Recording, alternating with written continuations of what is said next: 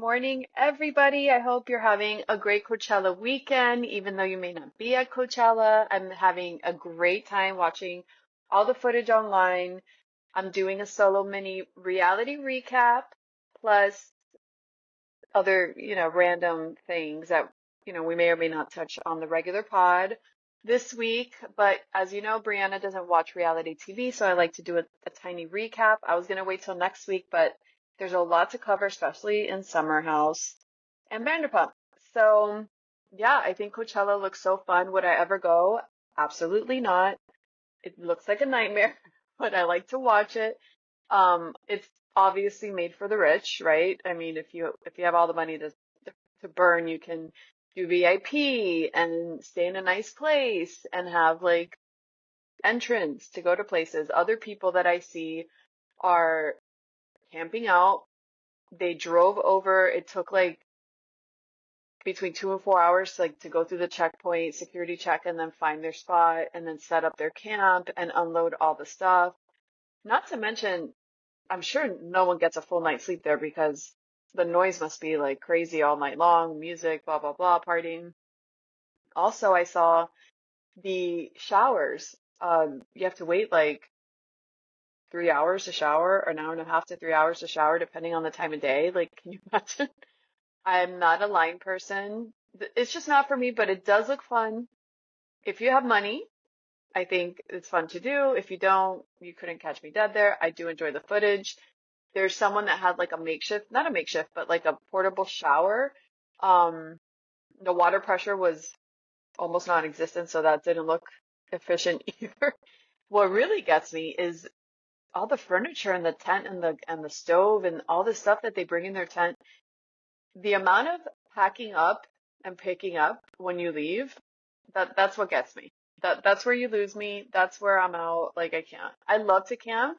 I used to camp all the time, and the worst part of it was the unloading and the packing. I would even say the packing's worse than the unloading because everything's like disarray everywhere, and I don't enjoy that. And then you get home and you have to put everything away from there. Oh God. So, God forbid you forget a condiment, you're all over the place trying to look for salt or ketchup. It's it's the worst part, but it can be fun. Um, the outfits and everything. My best moment I think was No Doubt. Gwen Stefani. They No Doubt got back together after like what, 9 years. They haven't performed together and they reunited for Coachella and I thought it was amazing. Olivia Rodrigo went on and performed with her. I think they stream it live from Twitter, maybe other places too, but you can watch like the performances. They're really fun. And yeah, so that was Coachella. Okay, so this week on Summer House, I came to a conclusion that there's like a correlation here between Katie Schwartz of Vanderpump and then Amanda and Kyle from Summer House. They both, and this has happened with more people than them, obviously, but this thing when you're young and you date someone for a long time, and then you're like wanting to get married, and the men push back, and you push, push, push, and you force, force, force, and you finally get them down the aisle, and you go through all this headache, and you didn't have the best relationship to begin with, right? Because it's up and down, toxic, kind of fighting. Then you get married, and then what happens? Absolutely nothing. Nothing changes, and you're going through the same things while you were dating, but now you're married. And like I guess this is like a lesson. If a guy is not willingly, wholeheartedly trying to marry you, don't force it because you're shooting yourself in the foot. Because the young you is like, I want to make this work, but like as you get older, you get over the bullshit real quick, and you really like get over it, and like now you can't stand them. So obviously Katie and Schwartz are divorced, but Amanda looks like, my gosh, she can't even stand the way Kyle breathes, which does happen in a lot of marriages. Like, but it's different because he's doing the same behavior, like the staying out till 4 in the morning and drinking ridiculous. I can't believe no one talks about how he's an alcoholic. Like, it's never topic of conversation, which I find very odd. Unless they do it and we don't see it, he's clearly an alcoholic of some form or fashion, like some variation. Some level, he is an alcoholic. He cannot like drink and just like have a few and go to sleep. Like he goes all night. He's like the weird eating after. playing with himself in the kitchen. Like it's so weird. So definitely he's an alcoholic. I think he should get help, and I don't know why no one speaks on that. Kyle wearing a one piece women's swimsuit to the beach. Stuff like that. It's like, why? That's embarrassing for a 20-year-old, but he's in his 40s, I think. It's it's like antics like that. Like, what's your deal? I don't know. Um, I could never be with a guy like that. She's probably so over it. Then they go out at night, and Paige looks stunning in her beautiful silver dress. She looks gorgeous, gorgeous. And they're talking about, do you prefer a guy to sit with their legs crossed, like completely crossed over like a woman does? Or should they move their leg and have it like their ankle on the knee and then the leg, bent out the other way, which I prefer. I think that's more manly. Does it bother me if their legs are crossed? No, I mean, but I prefer the other way. It does look uncomfortable for them. It's fully crossed. I don't know how that works. But then they go into talking about Kyle and Amanda's relationship, and Kyle starts crying, saying that he thinks Amanda hates him, but it's like again, he's drunk, saying crying at a bar. It's just like maybe you should be home, like in bed with your wife. I don't know. And then yeah, going out till 3, 4 in the morning once a month is like absurd, absurd behavior. And so a shocking moment on Summerhouse, Amanda grabs a bottle of ranch dressing in her pajamas or her sweatsuit, tilts her head back, and chugs that ranch dressing like it's honey or syrup or chocolate syrup or anything but ranch dressing. I mean, gross. Does anyone else have that need to like drink ranch dressing? Like it's giving me Stassi. Stassi from Vanderpump Rules. I remember she was obsessed with ranch dressing. Like maybe she does that too. Maybe it's a thing. And I don't know about it, but I can unsee it. It was pretty shocking. Um, then Lindsay is talking about her and Carl's sex life. My gosh, how TMI. She is telling them, so Carl is out, and then Lindsay stays back home with the rest of them, and they're hanging out and they're talking. And she's like, "Oh, we had sex today. We finally had sex, blah blah blah." But no one came. I'm like, "Oh my gosh." First of all, I mean, the girl, that's normal, but the guy, that's odd. Um, unless he's like overly stressed or something, I guess. But to tell people that, I think I would not appreciate that. I think that's private information and kind of a betrayal to Carl. So I'm sure when he saw this episode, he's probably like, my gosh, why would she do that? But and then West. So West has a scene. I think that was his mother, if I'm not mistaken. She was so sweet and cute. I love Wes. I think he's so nice. He's showing his mom his nose injury, and she's like, "That's so manly." I was laughing. It was so funny. Then he was on Watch What Happens Live with Sierra. I'm sorry, he was on Watch What Happens Live with I think Kyle, and he was saying that Sierra went to his farm, his family farm, and he met his parents. She met his parents and stuff, and they love her. I think she's gorgeous. So he wouldn't answer whether they're what happened with them since the show wrapped. Did they date? Have they dated and broken up since? Have they dated and stayed dating now? Like he didn't answer it because I guess they're waiting for the reunion. But yeah, he wouldn't give a clear answer. So they either kept dating and they broke, they stopped, or they kept dating and they're still dating now, or they never dated at all after, and maybe they just kind of like visited. But I'm excited to see where that ended up because I think they make a cute match. She did mention that she started modeling. So if she's traveling a lot for modeling, that might, have an impact on whether they end up like dating for real, but we'll see. Okay, Vanderpump Rules. So Katie and Schwartz end up dating the same girl, which, oh my gosh, like, um, what's his name? The DJ? James is like, is anyone else seeing what I'm seeing? Like, is anyone else like disturbed? What is happening right now? This girl comes and she's really into Schwartz, and she's like after him to go on a date, and but then she starts talking to, and then Katie comes in because Katie's like eyeing her. The girl's clearly young, much younger than both of them, and she was making out with Katie and going on dates with Schwartz, and then going on dates with Katie, which yeah, that's weird. Uh, it's turning for the worse. And then Joe and Schwartz. She was on Rachel Raquel slash Raquel's podcast recently, and she basically said, listen, Schwartz and I were on a full on relationship. We were full on dating. We were full on hooking up. We told each other we love each other. This little act he's doing for the show is all bullshit.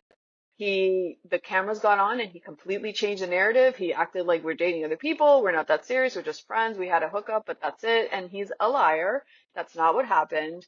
I don't know Katie from a hole in the wall. Like I didn't really, whatever. I don't have any association with them. I don't owe them any loyalty. So the whole thing was jacked. She went on because she said she wanted to say her story because people were talking about her and like what she had going on with Schwartz. But she's like, no, this is all bullshit.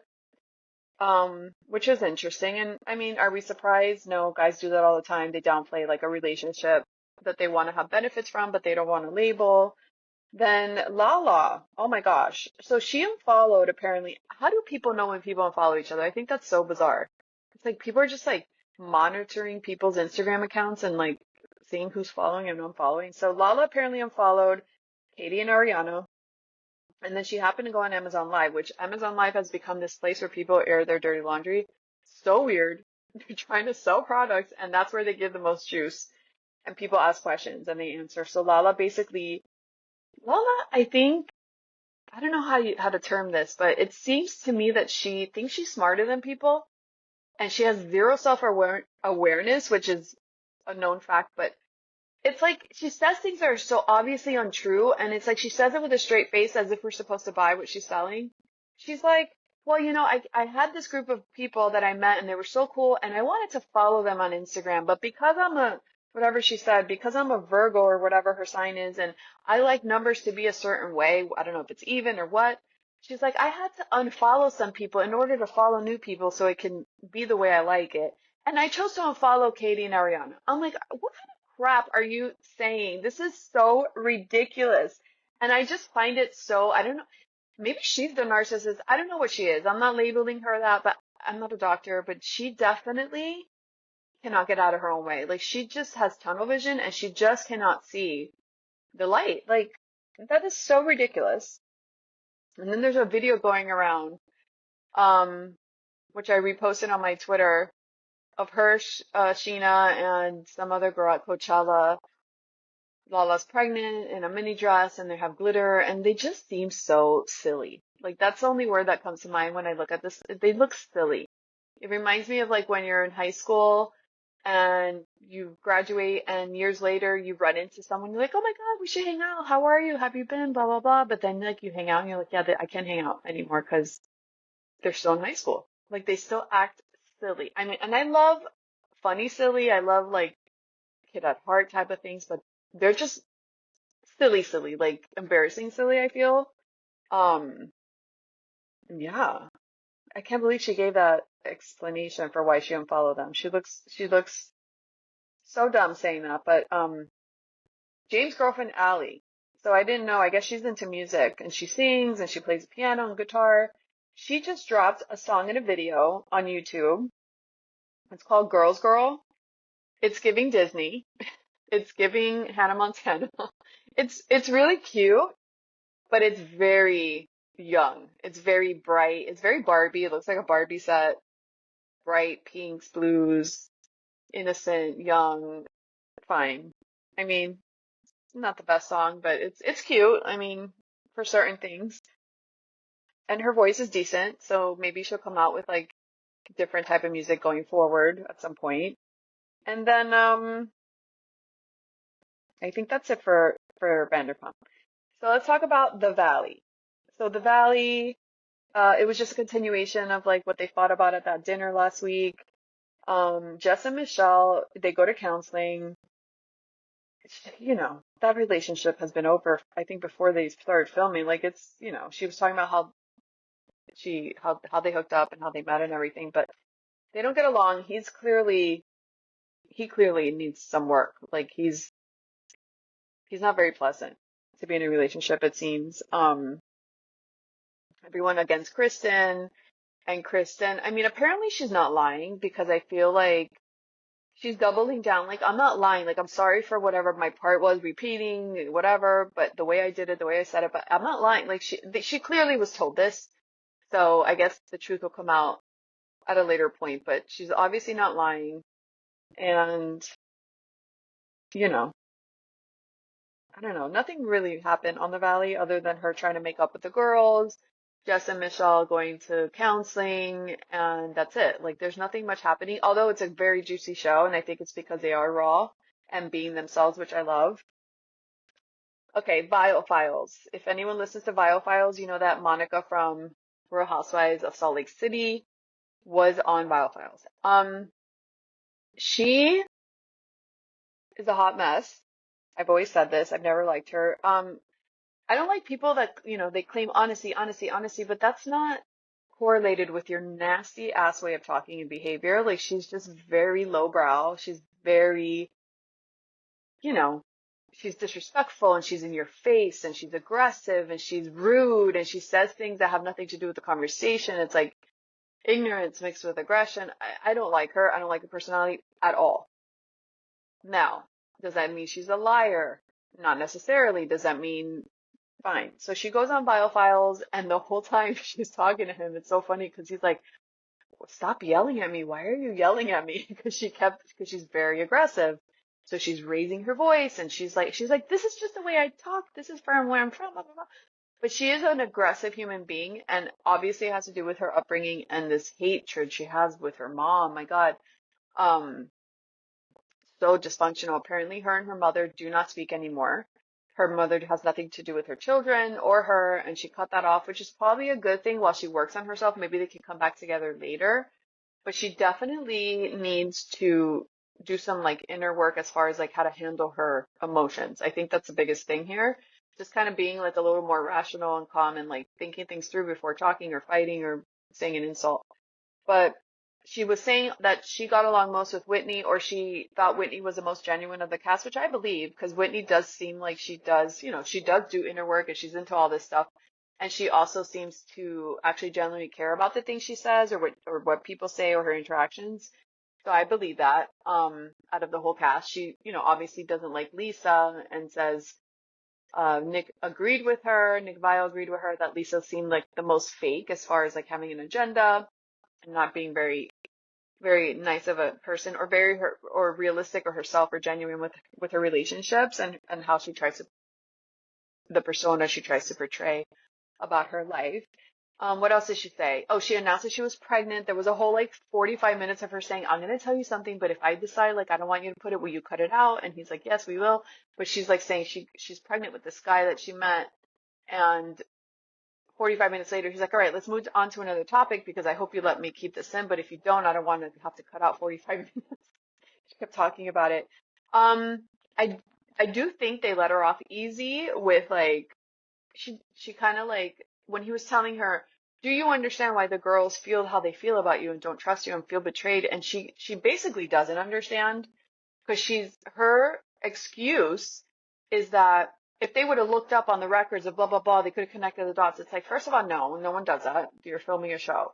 And B, even if they did do that, you came in as a fraud. Like, the fact that you, quote unquote, didn't try to hide it, you did hide it, because you didn't come in and say it. And let's say that you knew it was going to change the dynamic and you wanted a chance to be friends with them, just don't act now. Don't act like you don't understand. Nobody wants to be around somebody that is like, it's such a different angle that you have, because you are this person that they know talks all this shit and have this account. Like, it's jarring when you find out, because you can't, it's trust. You lose the trust, and she just doesn't get it, and she just excuses it over and over. And then, even saying like, I said, if someone called someone an alien, troll, fat, Cabbage Patch Kid looking, I'm just saying it as awareness, because I want her to know. It's like, come on. That's the kind of stuff she says, that it's like, no, you're losing me. That's just mean. And I think they were kind of soft on her. Maybe they didn't want her to feel uncomfortable, so she'll talk more, but they kind of let her off the hook a little more easy, I think. Even though Nick's good at like holding people accountable and like trying to like really dig into stuff, I think he let her off easy. Um, but it was really interesting. I think it was a two-part. They kind of like did two parts and combined it into one episode. So if you want to hear that, you should do that. Um, oh, and then they had people calling, you know how he has Ask Nick? People calling it with their problems and she's like giving advice. I'm like, oh God, I should not be legal. Oh, and then I saw Below Deck, which I never watched. I don't know why. It's just one of those shows I never had interest in seeing. But Jill Zarin was on, and I saw all this drama about how awful she was on these episodes. So I went and watched just the ones that she was on. So Jill went with her friends. And I guess when you go on a yacht, they have a quote unquote primary, which I guess is the main person. Maybe it's the person paying. I don't know what it is. But the primary is someone else, and it's not Jill. But Jill did take over and, like, as far as what they show us, kind of like try to direct everything. And she didn't let the primary be the one to do that. So she definitely was overbearing. She definitely is an annoying human being. Like, I think she would admit to that. She's always been annoying. She's like, one of those Jewish mothers that just kind of wants to have her paws and everything. But is it terrible, awful? My God, no. Is it utterly annoying? Yes. Now, with what they showed us, they apparently paid like $45,000 for the whatever 2, 3 days they were there, 5 meals, plus a tip. Now, it was like 6 people, I think. I don't know how they split, if they split it evenly, how that works.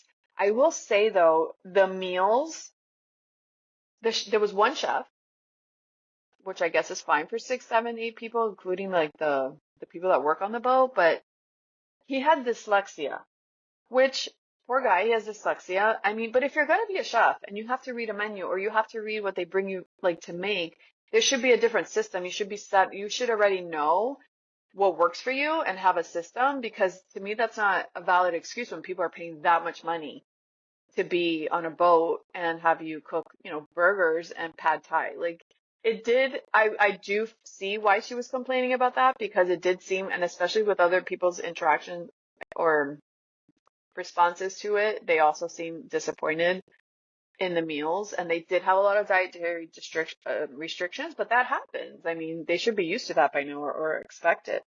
Um, the fact that they didn't have toothpaste in the bathrooms and toothbrushes, and she's like, for Tums and wipes, that's where she goes overboard and she gets super nitpicky and annoying.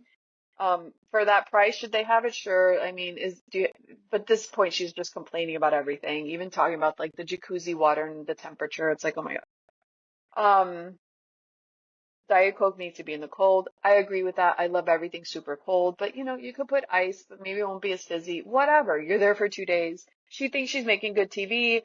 Then she made a skit on her Instagram with one of the girls from the crew on deck, and she came over to her house in Boca, and they made a funny video with that and Heather McDonald.